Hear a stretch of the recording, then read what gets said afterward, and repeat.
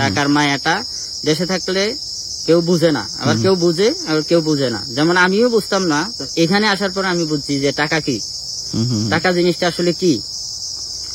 টাকার জন্য যখন আমি পরিবার ছেড়ে, ফ্যামিলি ছেড়ে, ছেলে আমার 2টা ছেলে আছে, 2টা ছেলেকে ছেড়ে আসছি, এখন আমি বুঝতেছি।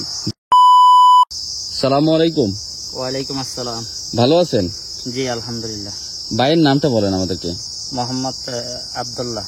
আব্দুল্লাহ, এদিকে দাঁড়ান, আপনার মনে চোখের রোদ পড়তেছে। হ্যাঁ আব্দুল্লাহ ভাই, দেশে বাড়ি কোথায় ভাই? চট্টগ্রাম খাগড়াছড়ি ভাই। খাগড়াছড়ি আপনার দেশে বাড়ি? খাগড়াছড়ি কোথায়? খাগড়াছড়ি মানিকছড়ি। মানিকছড়ি না? কত বছর আছেন ওমানে? এই তো 6 বছর রানিং। 6 বছর আগে কত টাকা দিয়ে আসছিলেন ওমানে? আমি আসছি 3 লক্ষ টাকার মতো। 3 লক্ষ টাকা খরচ হয়েছে 6 বছর আগে। এত টাকা কেন? এখন মনে হচ্ছে কিনা যে আপনার তো একটু টাকা বেশি নিয়ে ফেলছে? টাকা একটু বেশি নিছে। টাকা বেশি নিছে বলতে আমার যে বিষয়টা 4-5 হাত হয়ে তারপর আমার কাছে গেছে। ও, বেশি লং হয়ে গেছে। কারণ কি, আপনি আত্মীয় স্বজনের মাধ্যমে আসছেন নাকি দালাল? আমি আত্মীয় স্বজনের মধ্যে, কিন্তু আমার বিষয়টা নিচে এরাকির থেকে, আর এটা হচ্ছে ইদ্রিস।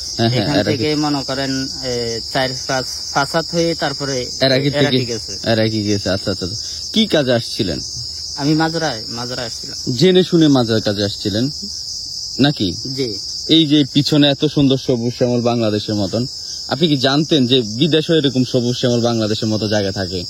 না, আমি বাংলাদেশে থাকতে এটা জানতাম না, তবে এখানে আসার পরে জানলাম। আমরা তো জানি ওমান মরুভূমির দেশ, খেজুর গাছ আর ছাগল বেড়া হাবি যাবি। হ্যাঁ, এরকম গ্যাস চাষ করে বা এরকম যে কোনো জিনিস করলে হয়ে যায়, এটা তো জানতাম না। না, এটা জানতাম না।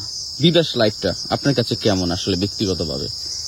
বিদেশ লাইফটা হচ্ছে ভাই আসলে অনেক কষ্টের একটা লাইফ, কারণ এখানে আত্মীয় স্বজন বলতে কেউ নাই। আমি একা এখানে, মানে একই যুদ্ধের মধ্যে। হ্যাঁ, যুদ্ধের মধ্যে এখানে আমি আছি একাই। তো এখানে আমি যদি একটু অসুস্থ হই বা কোনো একটা প্রবলেম হয় আমার, কিন্তু কেউ দেখার মতো আমার এখানে কেউ নাই, একমাত্র আল্লাহ ছাড়া। এটি হচ্ছে আসলে একজন প্রবাসীর কষ্টের কথা, যে এখানে আসলে পরিবারে কাউকে পান না, সুযোগ সুবিধা অসুবিধা রোগ বিরাগ কিছু হলে কাউকে পাওয়া যায় না। এমনও শুনেছি একজন প্রবাসী আমাকে গত সপ্তাহে বলছে যে আমি অসুস্থ হয়ে পানি খাইতে পানি নেওয়ার শক্তি ছিল না, কিন্তু আমার পাশে কেউ ছিল না। কারণ কে থাকবে? আমরা অনেক সময় দেখা যায় একাই থাকি।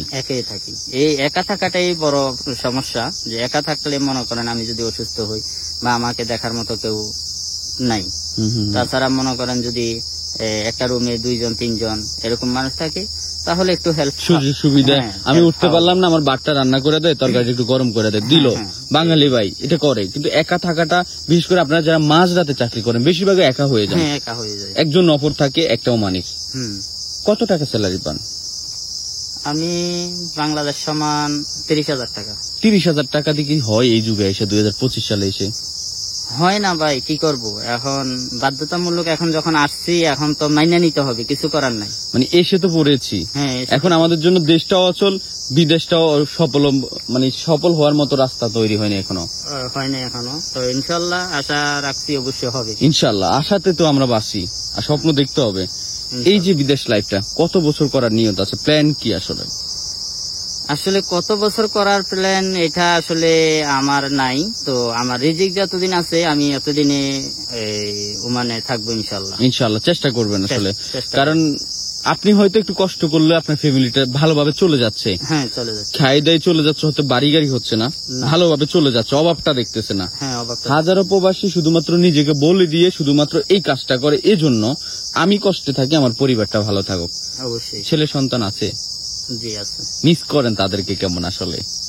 ছেলে সন্তান আছে, তাদেরকে তো অবশ্যই মিস করব, কারণ একটা ছেলে সন্তান রেখে মা বাবা ভাই বোন স্ত্রী রেখে যে আমি মনে করেন এই দেশে এসে পড়ে আছি, অবশ্যই তো মিস তো হবেই, কারণ 2 বছর 3 বছর দেখা হয় না তাদের সাথে।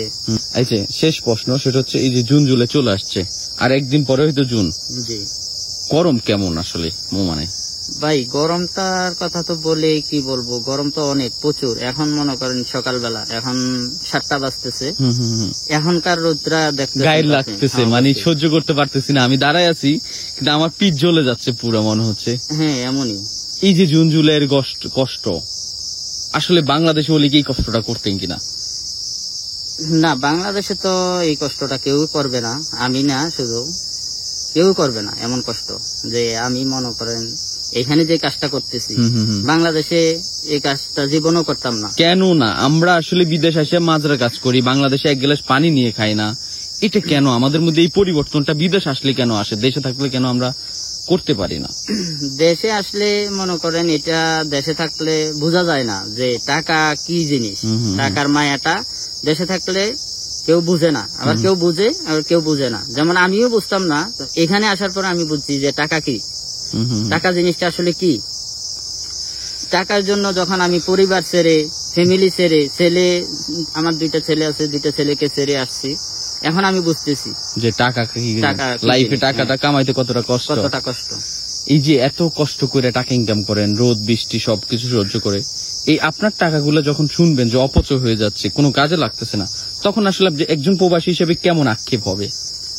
তখন তো অবশ্যই কষ্ট লাগার কথাই, কারণ আমি এত কষ্ট করে উপার্জন করে যদি টাকাটা আমি দেশে পাঠাই, যদি আমার টাকাটা অপচয় করে তাহলে তো অবশ্যই আমার কষ্ট আসবেই। হয়তো এরকম অনেকের সাথে বছরের পর বছর কাজ করে কিন্তু দেশে যায় দেখে কিছুই করে না, তার জন্য সব টাকা উড়াই ফেলছে, নষ্ট করে ফেলছে। আমরা দোয়া করি আপনার সাথে যেন এরকম কোনো কিছু না হয়। আপনার ভিডিওটা আমরা আপলোড করবো ইনশাল্লাহ, কোনো সমস্যা নাই। সমস্যা নেই ইনশাল্লাহ। আমি একটু অ্যাড করি, আমার আসলে ওনার সাথে একটা ভালো লাগা কাজ করতেছে। বাইরের আমার দেশি মানুষ, কারণ হচ্ছে আমার বোনের বাড়ি হচ্ছে খাগড়াছড়ি, ওনার বাড়িও খাগড়াছড়ি। আমারও মানে 12,000 মানুষের গল্প তুলে ধরা শেষ, কিন্তু খাগড়াছড়ি মানুষ পাইনি। উনি যখন বলছে যে ওনার বাড়ি খাগড়াছড়ি, আমি অনেক খুশি হয়েছি।